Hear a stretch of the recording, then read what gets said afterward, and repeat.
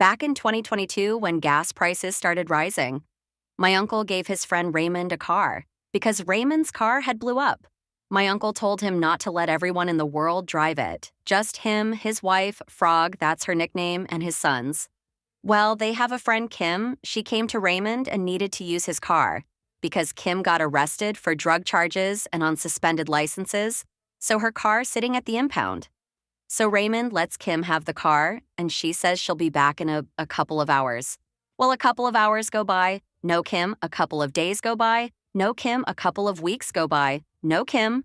Well, Raymond happened to be riding around town when he saw his car sitting beside the railroad tracks, keys in it and everything. So Raymond drives it back home. A couple of weeks later, Kim comes back and needs the car.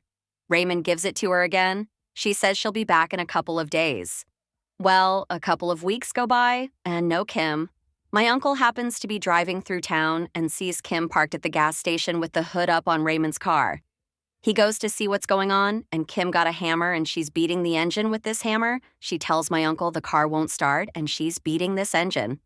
So he tells her to get into the car and start it up and see if it's the starter. So Kim gets on the car and starts it a couple of times, and my uncle realizes that it's not the starter.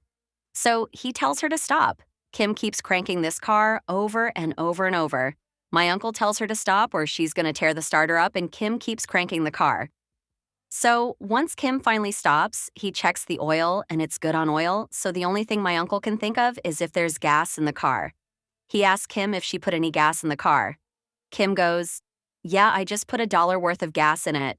This car was literally on E, and Kim put a whole $1 worth of gas in it." So my uncle and Kim is pushing this car to the gas pump, and here comes Raymond.